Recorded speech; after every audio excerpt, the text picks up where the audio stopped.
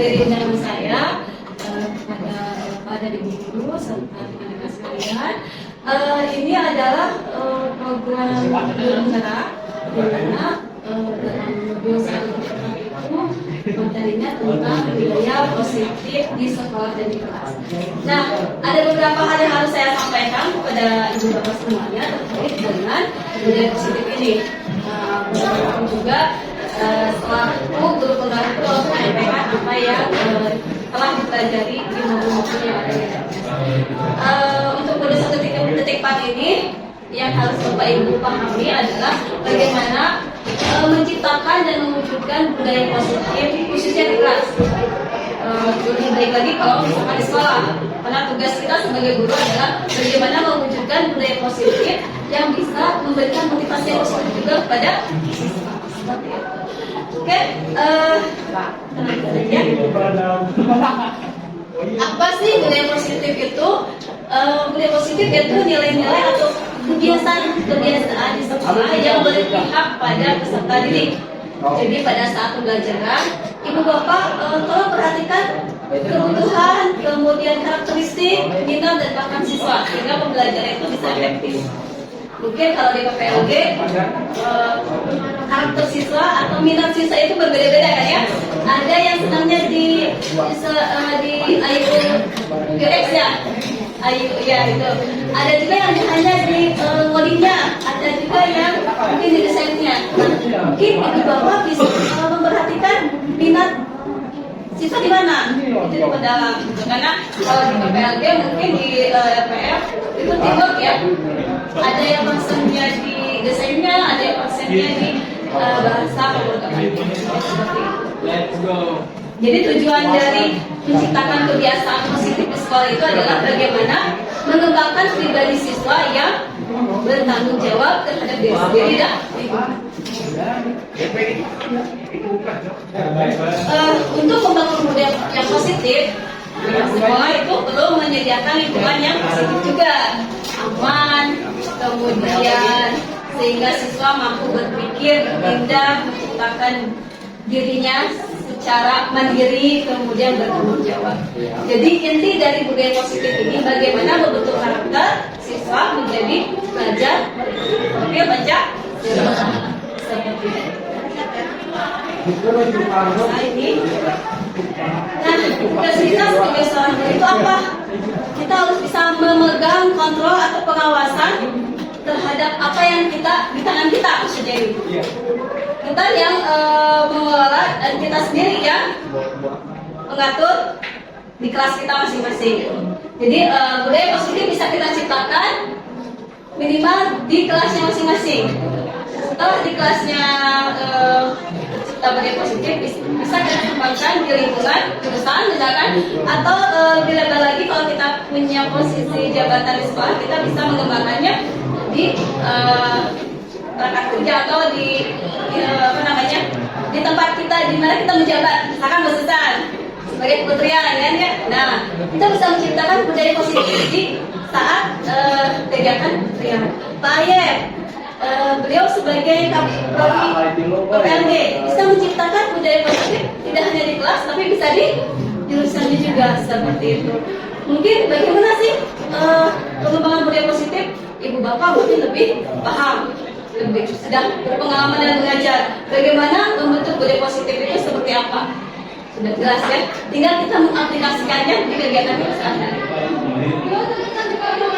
Nah, ini mengacu kepada tujuan pendidikan yang dicetuskan oleh KHD atau Ki Hajar Dewantara, yaitu bagaimana pendidikan itu harus menuntut segala kodrat yang ada dalam diri siswa, jadi anak-anak kita, yaitu kodrat alam dan kodrat zaman. Apa itu kodrat alam? Kodrat alam itu minat, bakat, karakteristik, itu yang harus diperhatikan oleh guru sebagai pendidik. Kodrat zaman itu apa? Kodrat zaman itu bagaimana kita harus mendidik siswa itu sesuai usianya, sesuai perkembangannya. Jangan sampai kita salah menerapkan pola pembelajaran. Jawab saja. Apa mata disiplin? Ada yang tahu? Bapak Ibu? Ya? Kalau misalkan ada yang terlambat, terus kita kasih hukuman itu bentuk dari jadi disiplin itu adalah apa ya namanya, tujuannya itu untuk menerapkan keteraturan kan ya. Nah, jadi kalau sesuatu yang dilakukan seseorang pada orang lain untuk mendapatkan kepatuhan, kecenderungan umum adalah menghubungkan kata disiplin dengan ketidaknyamanan, bukan dengan apa yang kita hargai atau pencapaian suatu tujuan. Jadi kalau misalkan ada yang terlambat sekolah, kita tidak konsekuensinya tidak boleh masuk.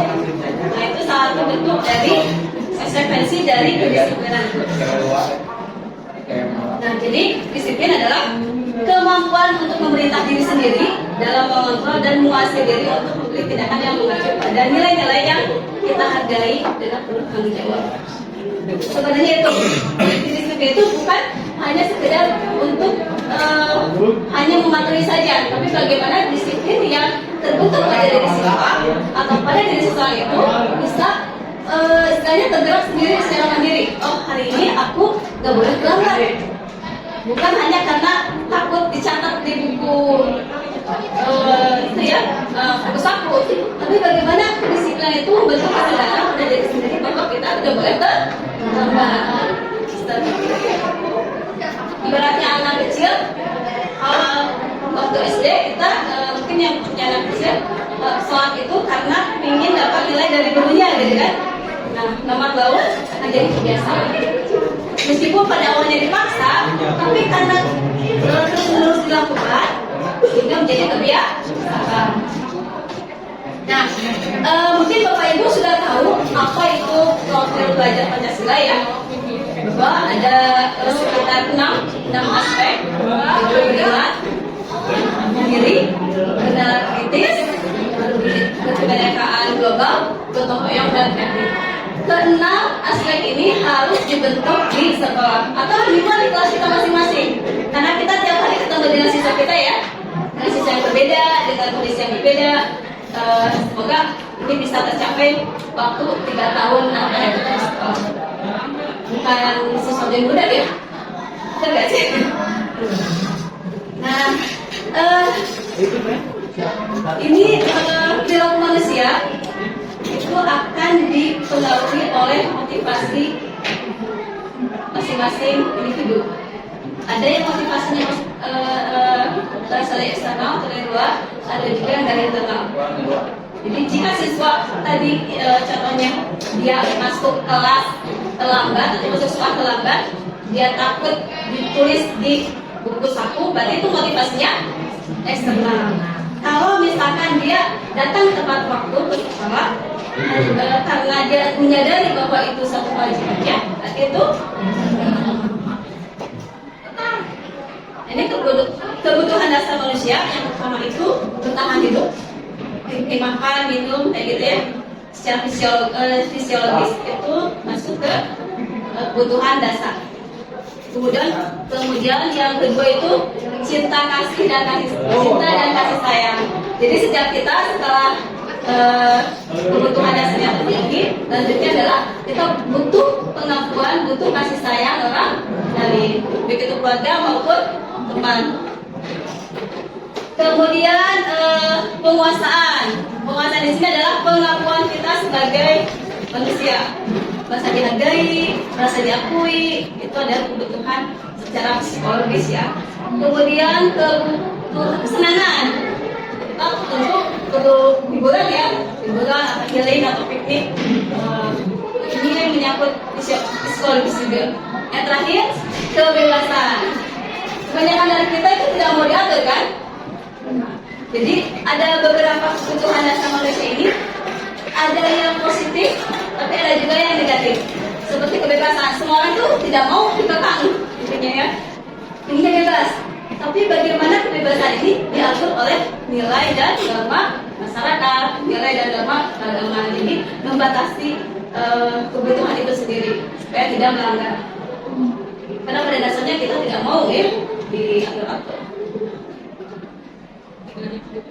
Nah, ini posisi kontrol guru yang pertama sebagai penghukum, membuat rasa bersalah sebagai teman, sebagai pemantau, dan sebagai manajer. Mungkin ini nanti kita jelaskan lagi. Nah, bagaimana kita mewujudkan budaya positif minimal di kelas kita? Itu seperti apa? Yang pertama itu kita membuat peraturan kelas. Dari peraturan kelas kita akan membuat keyakinan kelas. Dari keyakinan kelas yang sudah menjadi habit, yang sudah menjadi kebiasaan, itu akan membentuk lingkungan kelas yang positif. Dari setiap kelas yang lingkungannya sudah positif, dari kelas yang positif ini akan membentuk budaya positif di sekolah. Jadi mulai kita melakukan perubahan, melakukan budaya positif itu dari di mana kita berada dulu. Setiap guru yang setiap kelas dan setiap guru yang melakukan budaya positif di kelas masing-masing akan membentuk budaya positif di sekolah.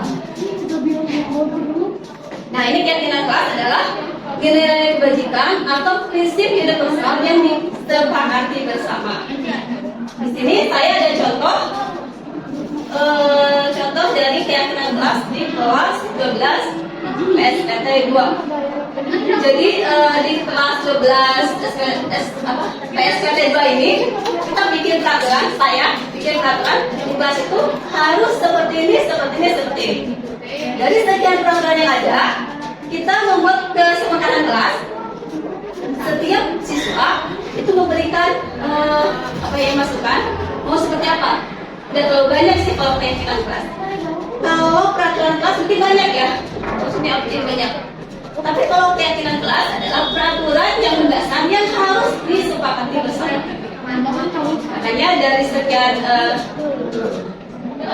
masukan dari siswa, keyakinan kelas apa yang harus kita tanamkan di kelas masing-masing, maka muncul tentang keyakinan kelas ini. Dan ini harus baik, saya kembali ke slide yang tadi. Jadi keyakinan kelas ini adalah buah dari peraturan yang ada, mengerucut untuk disepakati bersama dan harus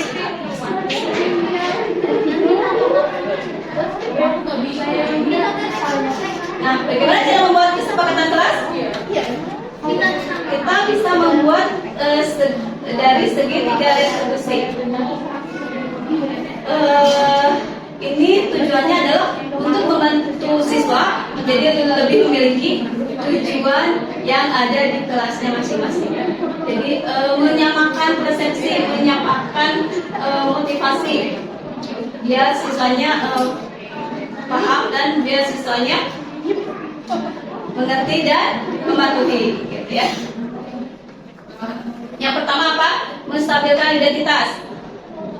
Pertamanya berbuat salah sih tidak apa-apa, tidak ada manusia yang sempurna, gitu kan? Kalau kita bertemu dengan siswa kita yang berbuat salah awalnya, kesalahan pertama orang dan manusia, kita masih menegur biasa, gitu kan?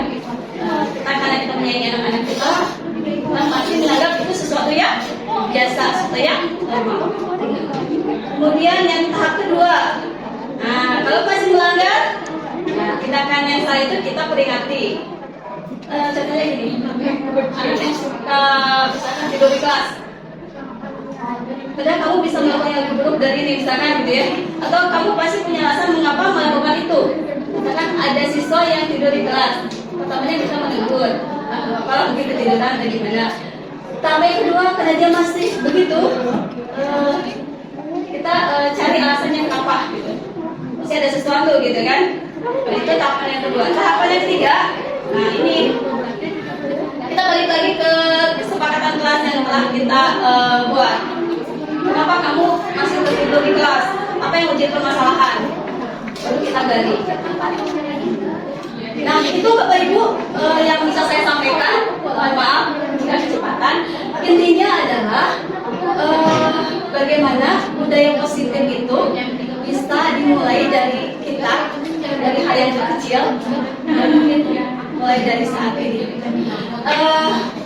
Budaya positif yang perlu kita perhatikan adalah bagaimana kita bisa membimbing, mengarahkan, memotivasi siswa-siswa kita biar lebih baik. Oke, Bapak Ibu, ada yang mau ditanyakan?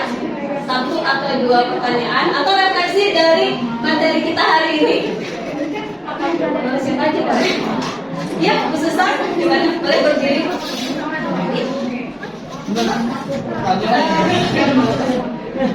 Alhamdulillah setelah mengikuti atau mendengarkan ini, jadi kita buka bagaimana nanti mengelola kelas dengan baik. Cuma mungkin ada sedikit kendala untuk di sekolah ini gitu ya, atau beberapa sekolah yang melakukan moving class. Jadi sebetulnya ingin sekali menempel ke kesepakatan kelas, sebetulnya sudah membuat juga atau yang lainnya organigram, tapi karena moving class jadi tidak bisa ditempelkan gitu. Hanya itu kendalanya, tapi sejauh ini alhamdulillah mudah-mudahan penjelasan tadi juga bisa menginspirasi, bisa membuat kelas saya atau kelas teman-teman yang lain lebih positif lagi. Mungkin itu. Iya, terima kasih Bu Susan atas refleksinya. Betul sekali karena kita moving class ya. Saya juga berpikir bagaimana caranya biar anak selalu ingat keyakinan kelasnya masing-masing biar ditempel di kelas. Mungkin hal yang pertama yang harus kita perhatikan minimal di jurusannya masing-masing, atau mungkin tidak ditempelkan secara fisik mungkin ya, karena kita bisa secara digital lah disimpan di HP-nya kan, tempel bawa HP ya sekarang. Minimal diingatlah apa yang sudah menjadi keyakinannya di kelasnya masing-masing. Seperti itu Bapak Ibu. Ada lagi sebelum saya menutup? Cukup ya? Iya, begitu saja Bapak Ibu. Terima kasih atas waktunya. Apa yang disampaikan saya saat ini mudah-mudahan bermanfaat. Jika ada kesalahan dan kekurangan, mohon dimaafkan. Saya lagi, saya ucapkan terima kasih. Bila ini saja.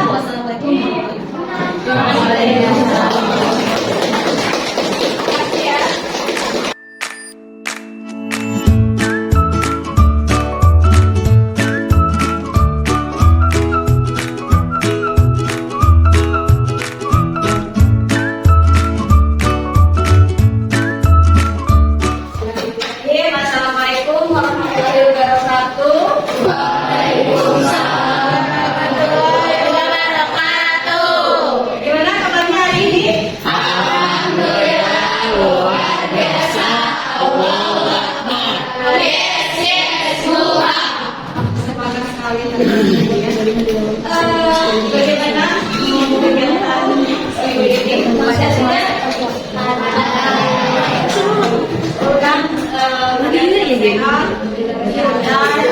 sehat, makan, istirahat cukup ya, badan tetap staminanya bagus, dalam akhir, kemudian tetap bisa beraktivitas. Karena itu ada sekarang ada panas, ada hujan, ada panas juga. Oke, hari ini kita akan membuat kesepakatan kelas atau keyakinan kelas. Ada yang tahu apa itu? Tidak tahu? Belum pernah? Oke, hari ini kita akan membuat keyakinan kelas atau kesepakatan kelas. Apa itu kesepakatan kelas? Adalah peraturan yang kalian sepakati bersama yang akan diterapkan di kelas kita. Yang akan mentaatinya tentu saja kalian dan ibu sebagai warga di kelas 10 BP 2. Bisa ya? Nah, sebelumnya ibu saya tanya dulu, kira-kira peraturan kelas, peraturan sekolah yang bisa diterapkan di sekolah saja sebenarnya datang tepat waktu. Tepat waktu. Oke, apa lagi? Disiplin. Apa lagi? Sopan, santun, salam. Ada yang mas. Oke. Oke, bagus. Berbicara, ya, mengungkapkan pendapat. Jadi begini, kesepakatan kelas yang kita buat di kelas itu harus kita taati bersama, baik kalian sama ibu juga kan, sebagai penghuni kelas ini gitu. Nah, jika di antara kalian, di antara kita ada yang melanggar, tentu ada konsekuensinya kan? Ya.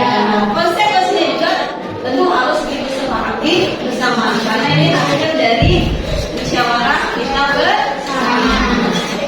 Gitu, oke? Oke. Nah, untuk mempersiapkan waktu, silahkan tuliskan di kertas yang sudah ibu bagikan peraturan kelas apa yang ingin kalian terapkan di sini. Bagi yang sudah selesai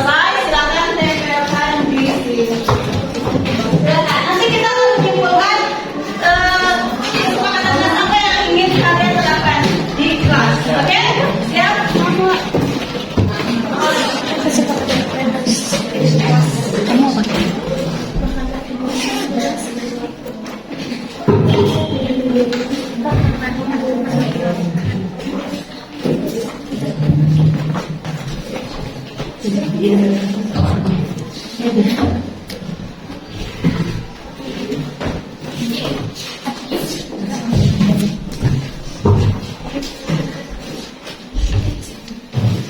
silakan.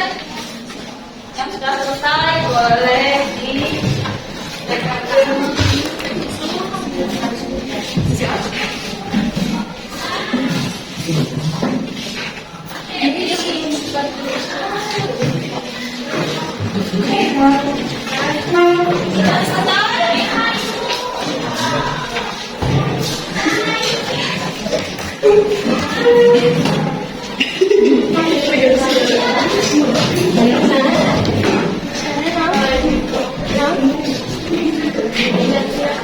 silakan yang ingin kalian silakan silakan.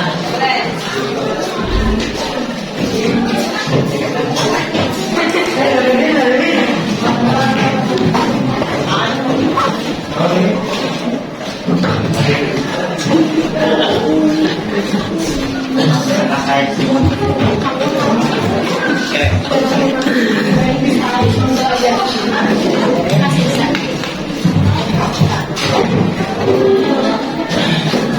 Sudah semuanya? Ada yang belum? Oke, minta tanggalnya Sekretaris. Orel. sekretaris, senang? Gigi dan Aurel.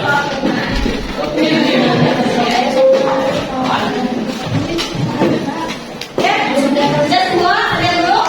Jadi satu ini jangan dulu. Nih. Oke, Pak. 5 menit. Ya, kita bacakan sama-sama yang tertempel di sini aja. Coba bacain. Baca nih. Semuanya. Kalau yang sama kita kelompokkan nanti. Diberi waktu tidur siang.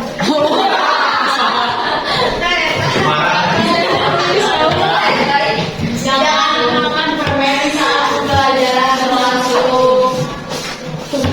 Saling menghargai sama-sama. Hingga saat jam pelajaran berlangsung, siswa-siswi diharapkan tidak tidur saat pembelajaran berlangsung. Memperhatikan saat guru menerangkan. Itu Bila ada yang tidak tiket, didenda. Oh iya. Dilarang membuat kegaduhan di dalam kelas selama proses belajar berlangsung. Memperbolehkan membawa HP saat pembelajaran berlangsung. Setiap siswa wajib menjaga kebersihan dengan cara membawa sampah pada tempatnya. Dan mencuci tangan. Dilarang berbagi di kelas, dilarang mengotori kelas, membuat kelas menjadi nyaman, buatlah kelas menjadi nyaman suasananya dan hal lainnya. Lepas kelas kaki dalam kelas. Teman ramah kepada semua teman, jangan membiarkan temannya sendiri, jangan saling egois. Jangan egois. Dikasih waktu. Selalu terbuka, tidak dendam jika ada masalah. Peraturan kesepakatan kelas 1 memberi tamu teman tanpa teriak keras atau berteriak.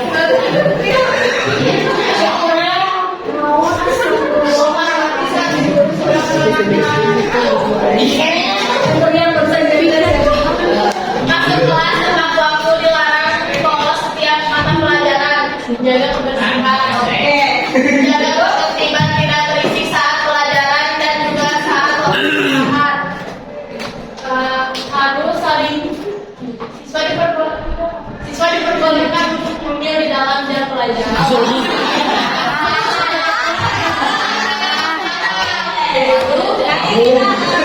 Jadi kita analisis dulu. Kira-kira yang bisa diterapkan yang mana?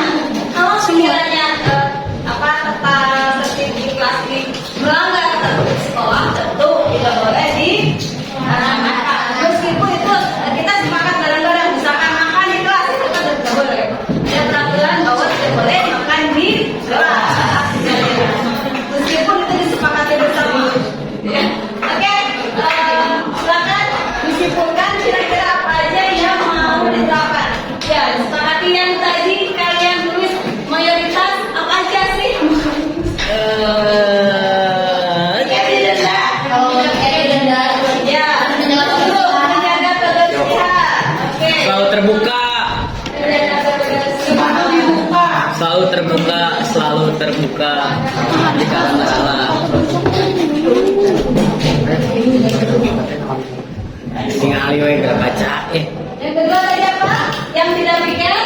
denda 2.000. Denda beli sapi. Tapi ada yang banyak yang tentang menghargai orang lain ya, menghargai orang lain, tidak juli, tidak teriak-teriak, itu lagi, tidak julid ya, apa lagi ya, tidak julid itu apa lagi? Kalau ada masalah Sebentar, nanti itu beda lagi. Tentang menghargai orang lain, apa lagi tadi? Ada yang jangan membiarkan teman sendiri. Terus apa lagi? Yang ketiga itu menghargai orang lain. Tidak membiarkan teman sendiri itu berarti kita harus iya, harus ada rasa kesetiakawanan ya. Yang kedua masukkan. Ada yang mau sembilan, apalagi coba yang mau dimasukkan? 5 ya. Jangan tidur di kelas. Mau disepakati? Sepakati. Tidak tidur pada saat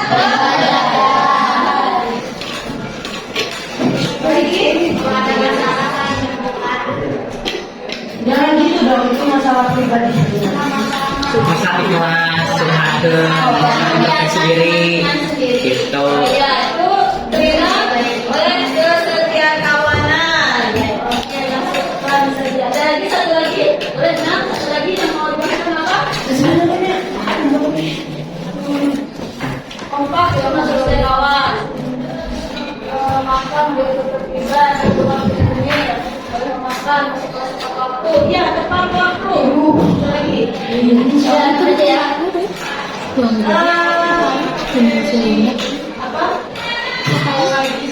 Oh, ya. Yang keenam apa? Membaca Al-Quran di awal pembelajaran.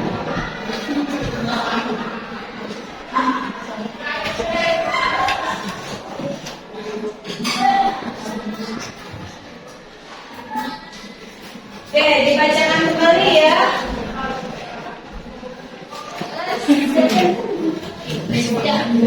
Silakan dibacakan yang biar kedengaran sama orang. Kesepakatan kelas 10 PP2. 1. Menjaga kebersihan. 2. Bila tidak pikir didenda 2.000. 3. Menghargai orang lain. 4. Tidak tidur pada saat jam pembelajaran. 5. Kesetiakawanan. 6. Membaca Al-Quran di awal pembelajaran. Oke, sepakat tidak?